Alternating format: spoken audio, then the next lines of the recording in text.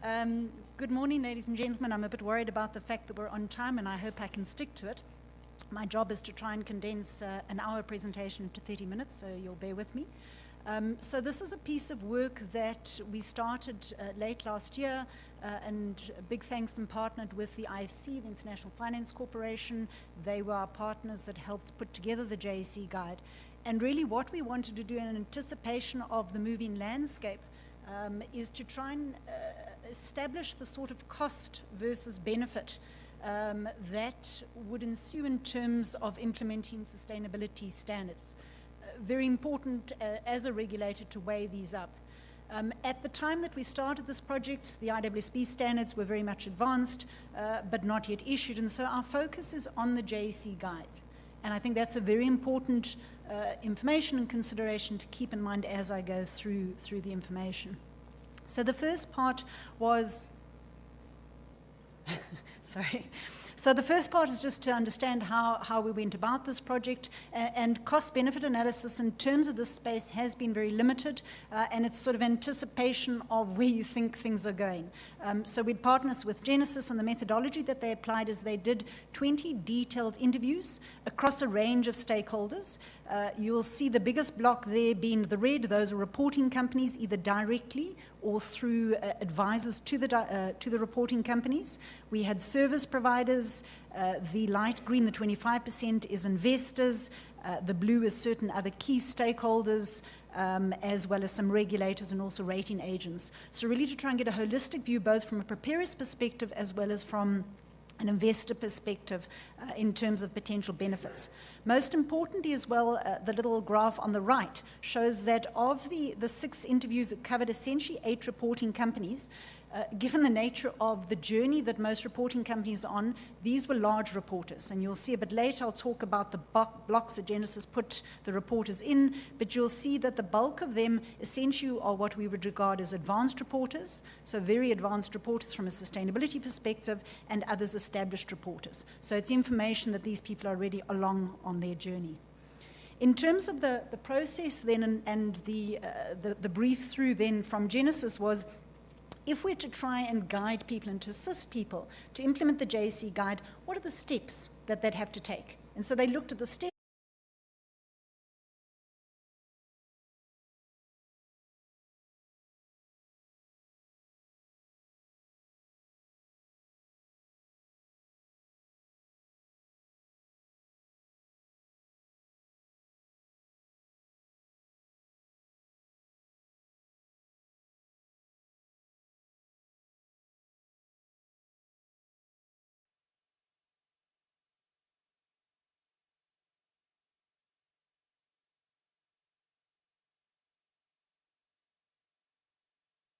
In terms of those 4 steps, and as I say, what Genesis then did is said, right, let's now put people into buckets. So lots of buckets going on.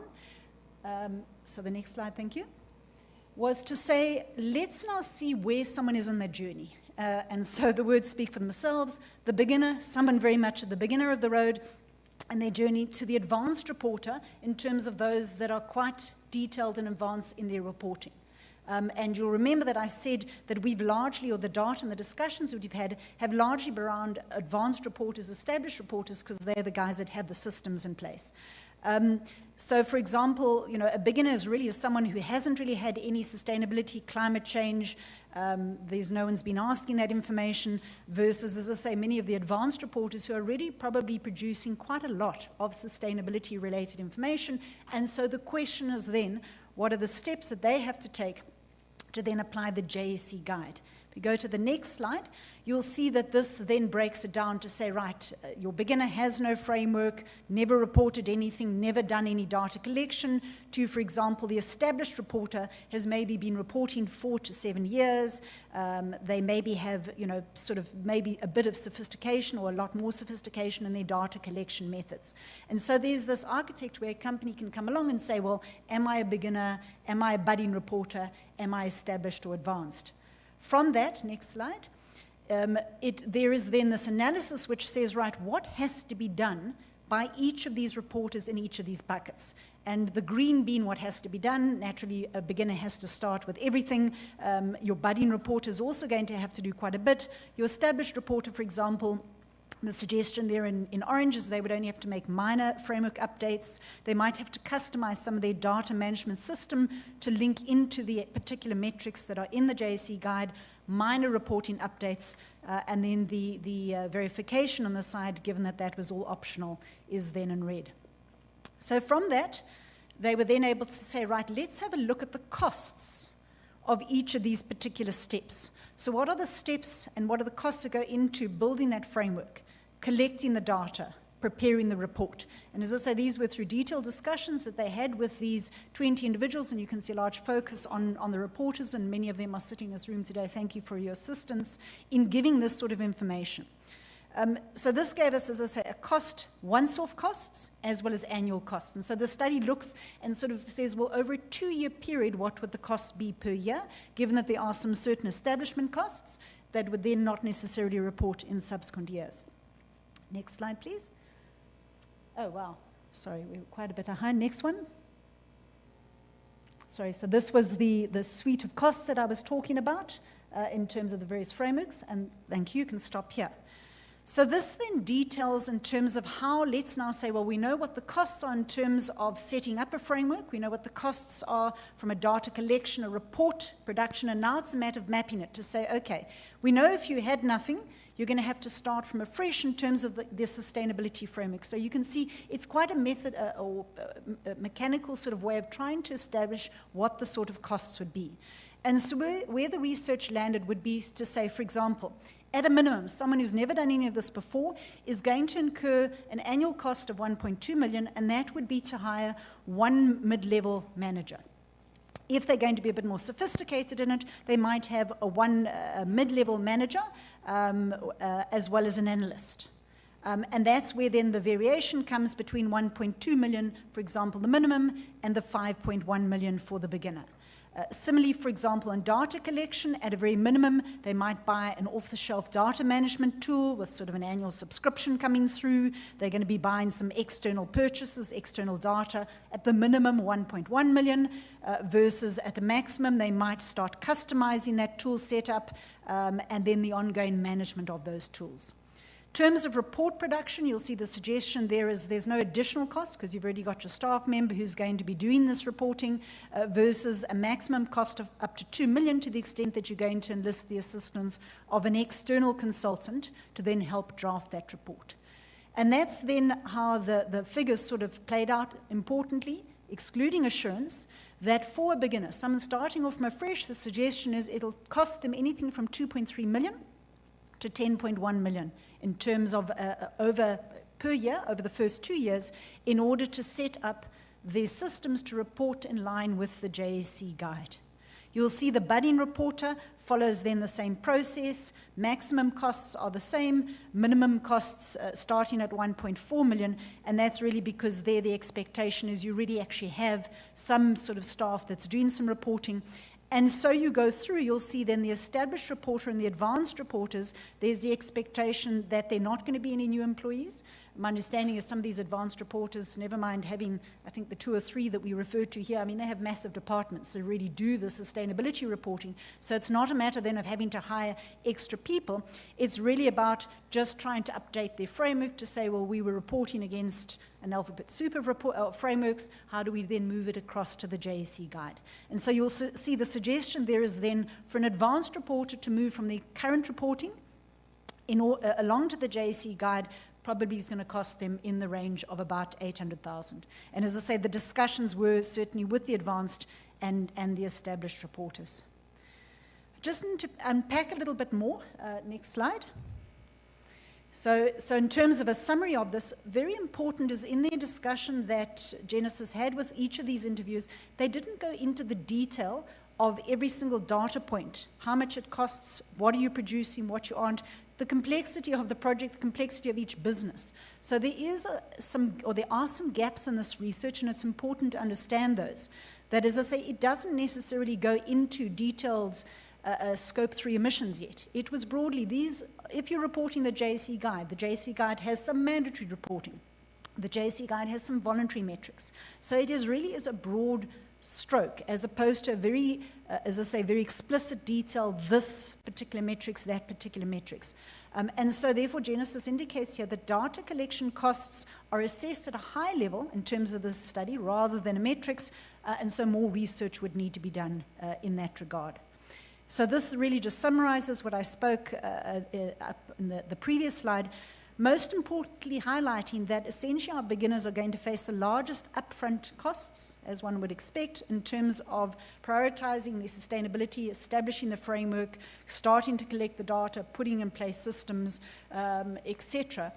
They are likely to start with simpler frameworks, simpler metrics, also probably and fewer metrics because of their business. And the expectation is then that will reduce the costs to these figures than necessarily our advanced reporters who probably have exposure to a lot more data and metrics. You'll see there the last sort of point on the slide, which you can see, is in reality that the suggestion is that the costs for companies are likely to be greater than those presented above because of the significant costs of measuring particular metrics and implementing particular policies and procedures has not necessarily been built into the study. Next slide, please. And so I just wanted to focus a little bit in terms of this data collection management sort of overview and the impact on it.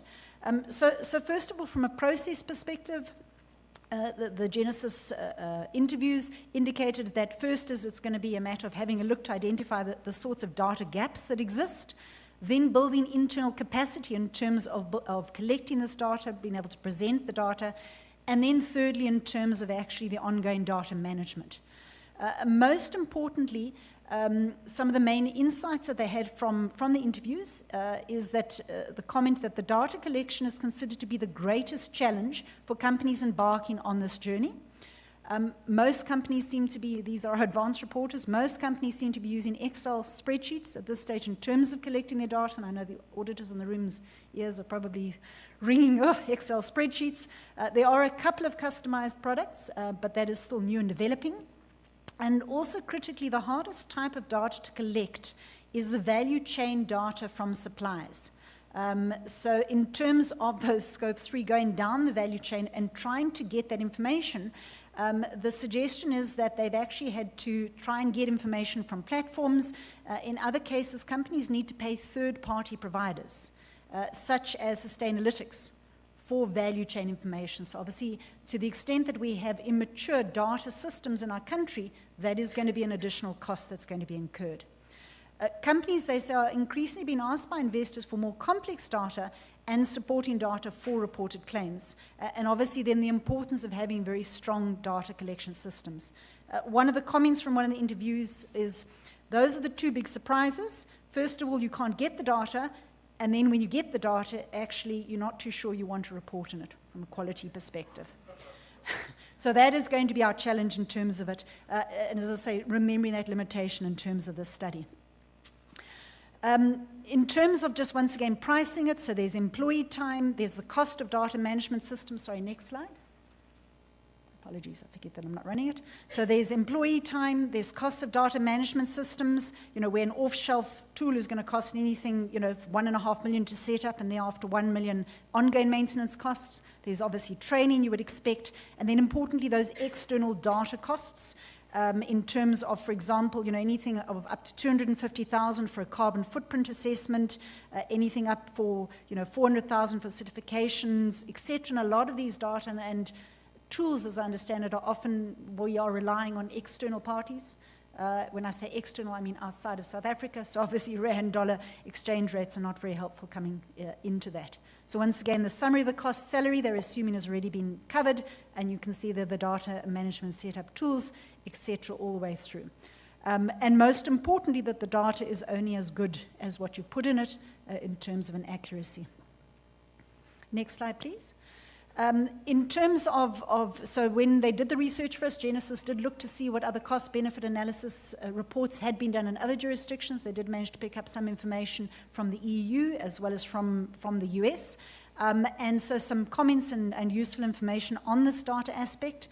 So the EFRAG, so the European side, the cost-benefit analysis, they noted that the costs of data collection and management will differ by the type of company. So those costs are greater for those essentially whose products affect biodiversity, GHG emissions. They're going to require a lot more inputs. And also then the type of data that needs to be collected, depending on the framework and the materiality, really noting that these GHG emission data is going to be the costliest. And similarly then in the US, when they put out their proposals, which we know are not yet adopted, except it seems maybe in California, a similar cost-benefit analysis of disclosure activities by corporate issuers estimates that it's probably going to cost on average about $257,000 per annum for data collection. By my sums, that's about 4 million per year in terms of doing data collection just for climate. So the main takeaways that Genesis has then put together is for our advanced and established reporters is that the Scope 3 emission data will be the most difficult for these companies to collect. In terms of some feedback, there's only about 25% of the top emitters in South Africa are currently did not report their Scope 3 emissions. And so you can understand the complexity. If I'm relying on someone who is a top emitter for my data, it's going to be difficult for me to get it. And that our beginners and budding reporters will incur substantial costs during their data and management collection phases. Next slide, please. So this slide you've seen before. This is the main cost. So we're looking at our maximum 10 million for our budding reporters, advanced reporters 800,000 without assurance. So let's have a look at the assurance side of things. Next slide. So in terms of pricing the assurance, essentially three aspects to it. So there's, and in terms of the interviews, they have interviewed both, as I say, companies, plus once again some of the audit firms in the room to try and gather these assurance costs. So third-party assurance or verification, there would either be large companies spending anything at the moment from 500,000 to 1.2 on limited assurance, and up to 5 million on reasonable assurance. The non-auditors in the room, reasonable assurance is like our normal audit report for financial information, so that's going to cost about an extra 5 million. For smaller, less sophisticated businesses, anything from 100,000 to 2 million for independent assurance. And then there is also that consideration of verification where you just get someone to then confirm a particular data point, and that could be costing anything from 300,000 to 600,000. One interviewer noted the costs incurred by a company have changed throughout their journey, and essentially they said they started off costing them about 500,000 4 years ago, and now we're sitting at about 5 million costs. Interestingly, from an FRAG perspective, their estimations are that assurance is going to cost for a sustainability limited assurance will cost anything between 20 and 30% of what your current audit bill is for financial reporting, and 45 to 75% for reasonable assurance. And that first-time assurance is likely to be more costly. And most importantly, in terms of this as well, is that it's not just the physical cost of paying the assurance provider, but also the cost of the staff. The auditors are going to come in and want to spend time with the staff, make sure systems are set up. So in all of that, you might be thinking, my goodness, this woman said 10 million rand, surely she's veering away from assurance. I'm afraid that we can't, from my perspective, if we sit as a regulator. So in terms of the detailed cost-benefit analysis, you'll see I've spoken quite a lot and quite heavily about the costs. I'm going to touch a little bit in terms of the benefits. So certainly, in terms of the benefits of verification of assurance, there is enhanced trust and reputation for the reporters in terms of their sort of feedback to the market. So both in enhanced trust and credibility, as well as increased credibility and comparability. There is at least confirmation of the reliability of that information for decision-making, as well as an objective assessment in terms of the company's performance. That ensured compliance with standards and regulations. So both from a company's perspective, putting out that information, their credibility, investors being able to rely on that information, and quite frankly, for anyone who wants to regulate in the space, to envisage that you can go down sustainability reporting without bringing in some level of assurance, I think is going to be quite a tricky ask. So the benefits there in terms of assurance are there, and I do think it is something that, despite the fact that the JSE guys said is voluntary, I'm not sure that it's something that one can veer away from. In terms of broadly speaking, next slide. Sorry, I really am not being very good at moving slides on. Next slide, please. Next slide, please. Thank you. So this table tries to break down per each of them. You'll remember there were 4 steps I spoke about: developing the framework, collecting data, publishing the report, and then other miscellaneous costs. It tries to say, well, what is the benefit to the company for each of these steps? So, for example, data collection, if they get that right, there's going to be better sustainability management information, there'll be stakeholder buy-in and engagement, there'll be efficiency in reporting, and improved coordination and awareness. So you'll see that under each step, Genesis has engaged and said, well, what are the benefits for each of these steps?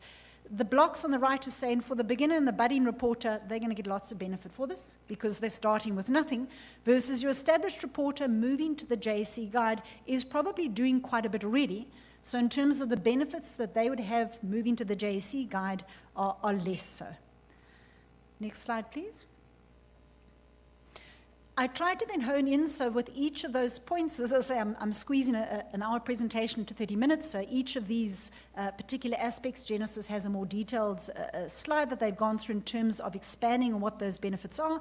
I just wanted to pick up on one of the 4 or 5 benefits from a reporting perspective, because hopefully that helps us visualize the potential impact for investors.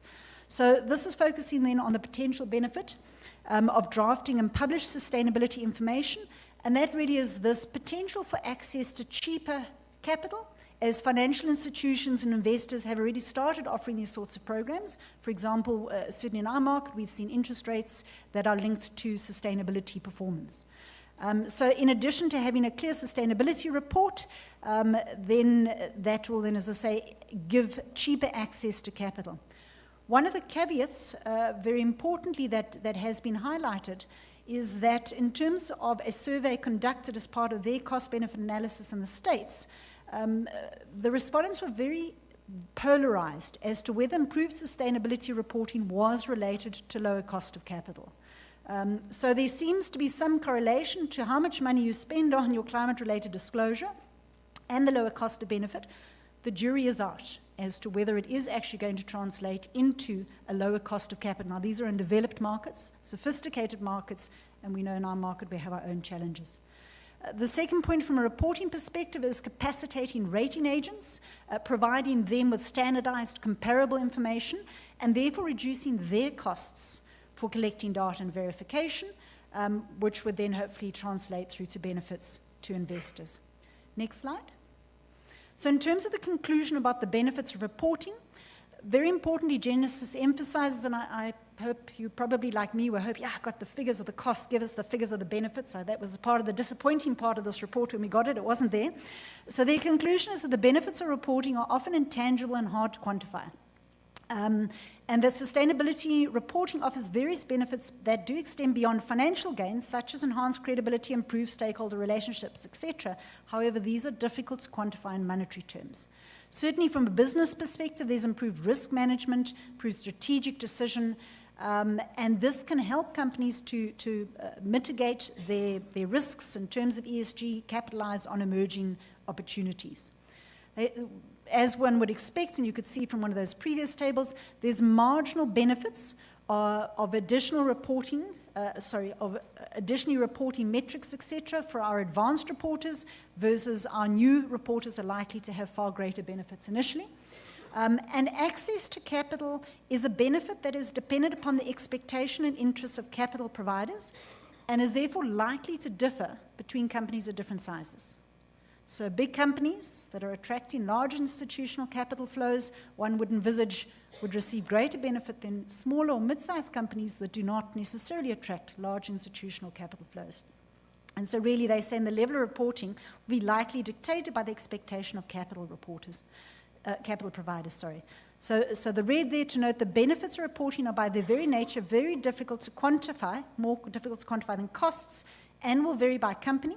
Some involved access to new sustainability finance, and essentially Genesis has recommended, and you'll see I'll touch through some points, that further research needs to be done to try and determine and actually capture the benefits from listed companies going forward. Remembering that the research did look at 20 companies, big reporters who currently, in theory, are getting those benefits, but to actually quantify it, I guess, difficult to look from one period to the next.